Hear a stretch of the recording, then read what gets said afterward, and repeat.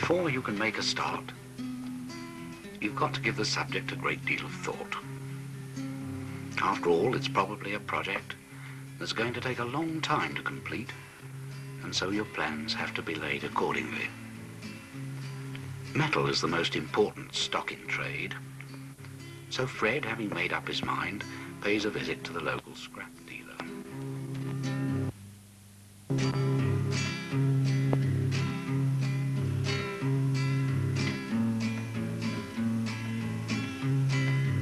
Of course, there are some enthusiasts who are lucky enough to have a large workshop with plenty of sophisticated equipment. But the vast majority are quite happy to potter about in a shed at the bottom of the garden. After all, it's the quality of the work that matters. Where you do it doesn't really play a very big part. Fred is a garden shed worker.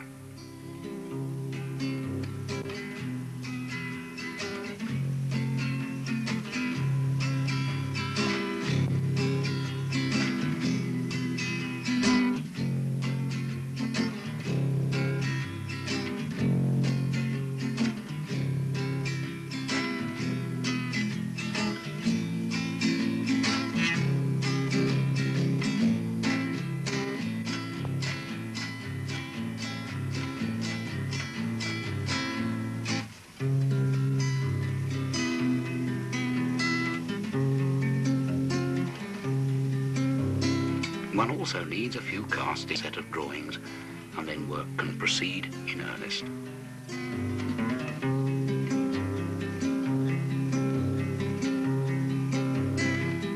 My dad always used to say, measure twice and cut once.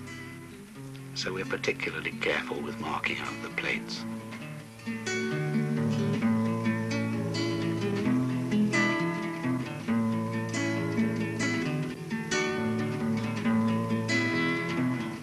Of course, the marking out is only preparatory to a considerable amount of sheer hard graft.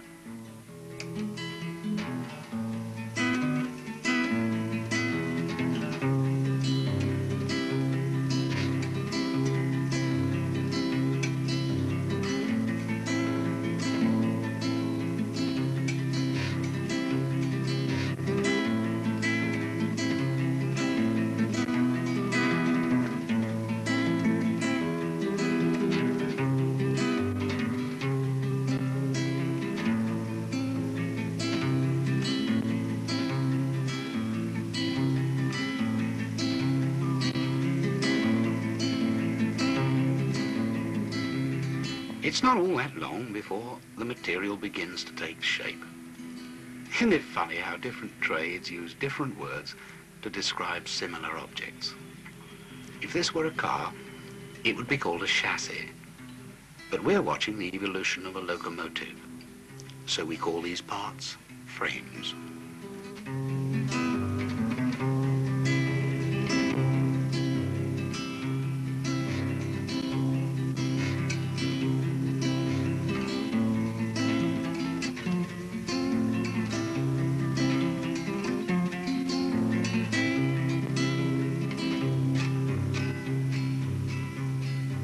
I like turning the wheels. It's a simple job, but cast iron's such a satisfying material to work with. Dirty stuff, but it comes off the tool with a sharp hiss, and it takes a nice finish.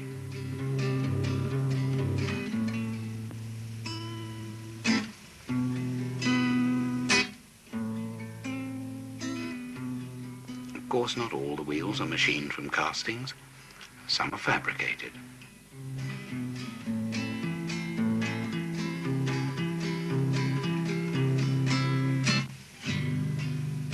Before long, the frame has its wheels on, and it's beginning to look something like a locomotive.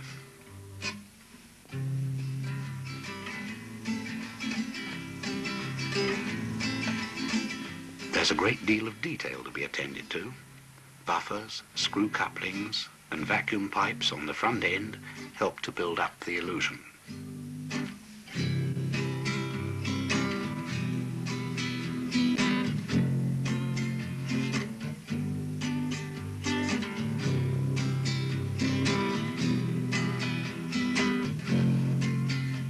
valve gears come in all shapes and sizes.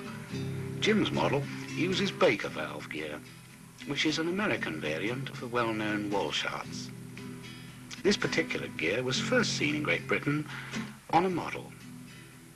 It's outside the frames and very pretty to watch in action.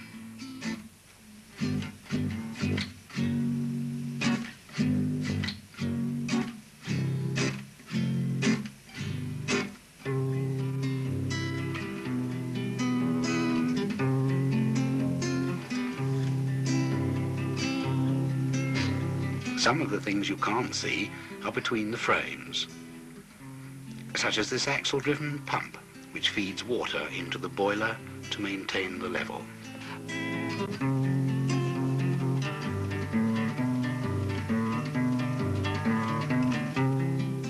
George's valve gear is outside Stevenson with double bar marine link, a bit unusual.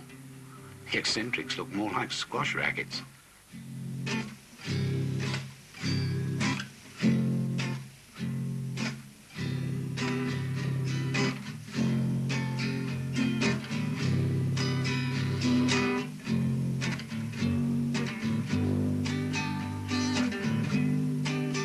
Actually, this stern-wheeler Crampton looks as though it'd be more at home on the Mississippi than on the London and North Western.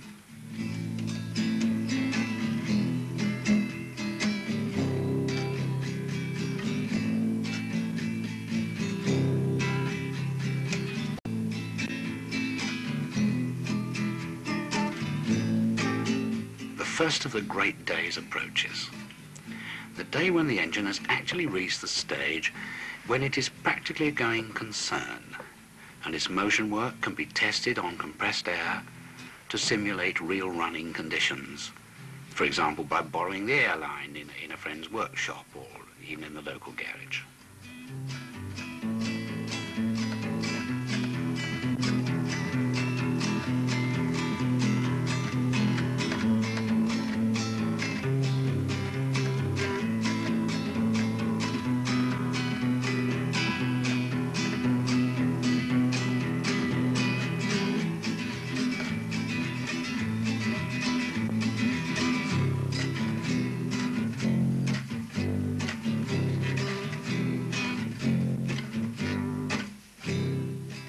The boiler, of course, is one of the most important parts of the locomotive, and the construction is a fairly elaborate affair. The model boilers are made just like the big ones, with nests of fire tubes and inner and outer fireboxes. One can hardly wait to put the boiler together. Once one has flanged the plates, one just has to set the parts up just to see what they look like.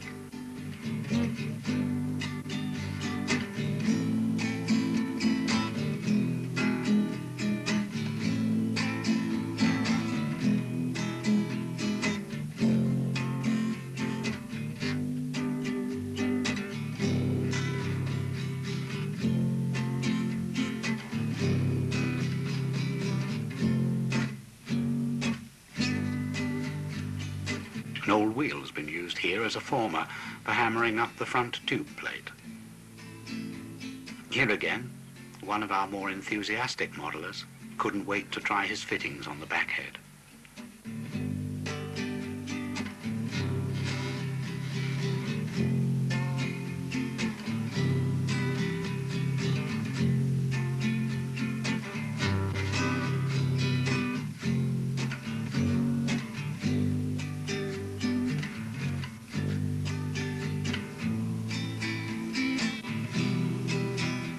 When the boiler is finished, things don't always go according to plan.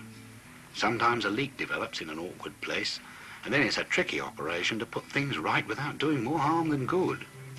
But it's got to be put right, and a warm old job too.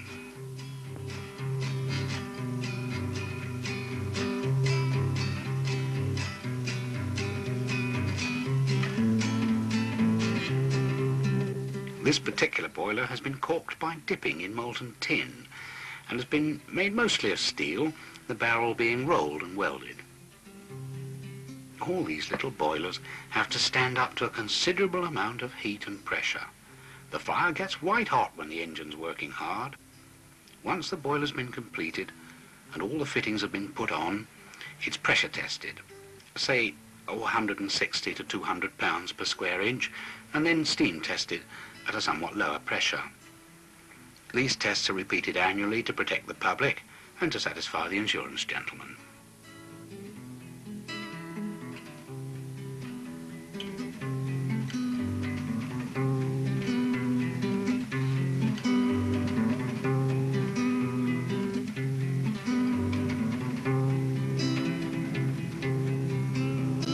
Most engines have separate tenders. Basically, it's merely a water tank on wheels. But Cyril East's tender is a faithful copy of a rather complex original upon which he's lavished a great deal of loving care. Such a task isn't lightly undertaken, and it involves a considerable amount of research and work. Most model engineers might hope to do things of this caliber, but not many of us succeed. Cyril has built the tender of his Clawton first, and the locomotive itself is now well underway.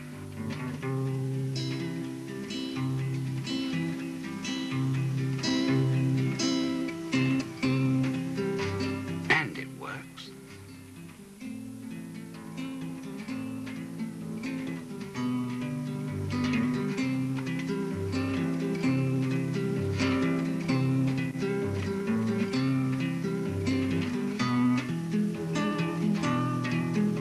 There's even a fully operative water scoop.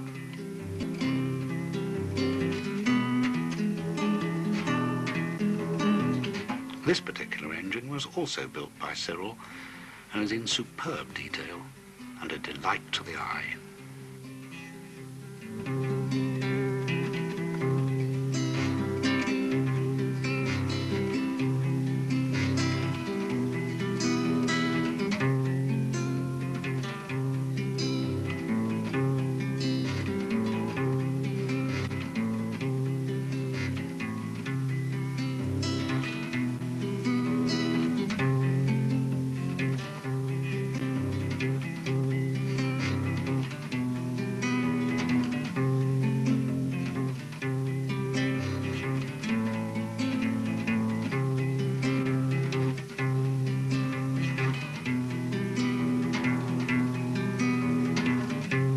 This is a model cab, not a full-size one.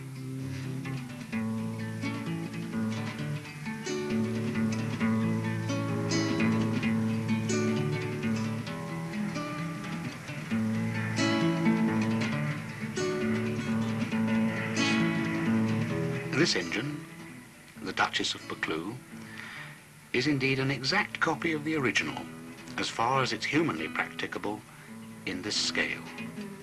And yet, far from sitting in a case in the Science Museum, it has steamed many hundreds of miles, and it's given untold pleasure to thousands of children of all ages.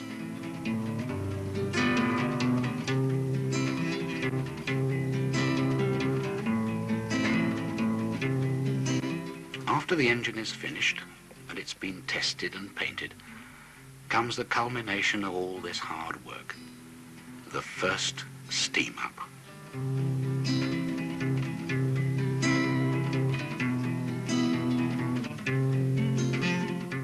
One goes quietly along to the track when there aren't too many people about, with one or two well-chosen assistants, and with the aid of a little paraffin and charcoal, our fire is soon produced in the firebox, and before very long the temperature rises, the water boils, and steam is produced.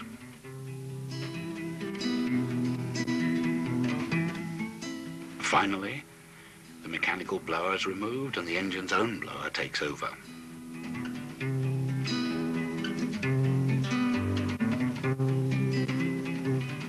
The pressure's soon up to 60 or 70 pounds, and the great moment arrives, and what was cold, unresponsive metal for so long is now a living, breathing steam engine.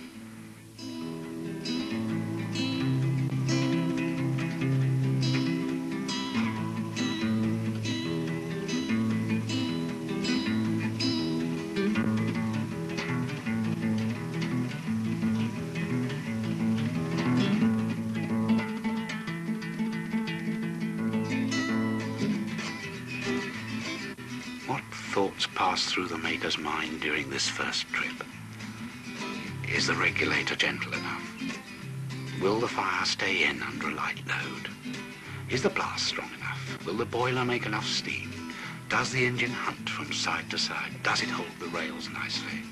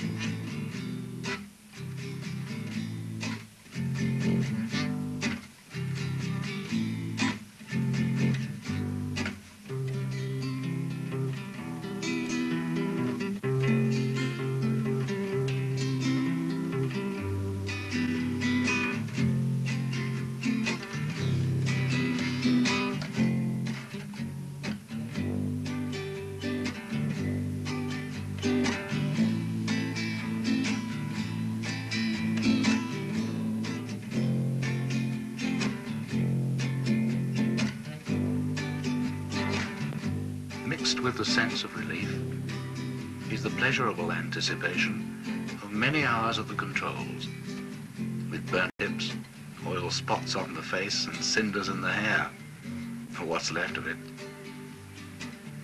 The injured driver's caps aren't worn for decoration. The model engineer, when he's finished his locomotive, has to have somewhere to run it, and so there's a tendency to congregate into clubs, so that adequate facilities are available to cater for engines of all gauges. The Malden Club, where these shots were taken, is typical of dozens dotted about the country. Almost all model engineering clubs have open days for the public, and these are naturally a great financial help for the club. But primarily, one of the great satisfying pleasures that the model engineer has is to see the fun that his engine gives to the children and their mums and dads. There is also the historic aspect to be considered. Model clubs are, these days, about the only places to see the stalwarts, or at least models of them, of the age of steam.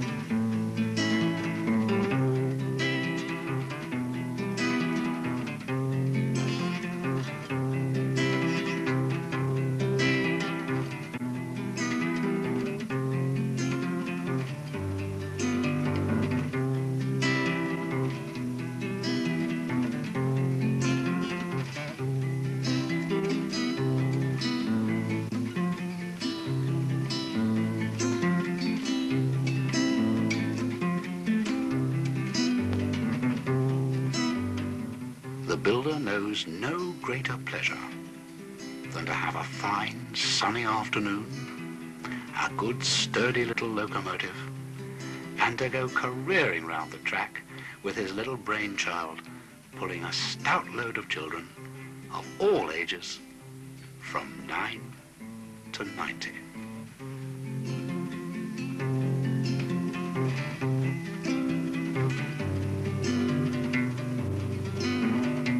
The makers of this film wish to thank the committee and members of the Malden Model Engineering Society, without whose help this film could never have been completed. Our thanks also to Miss Barbara Champion of Twickenham, who composed and played the guitar music.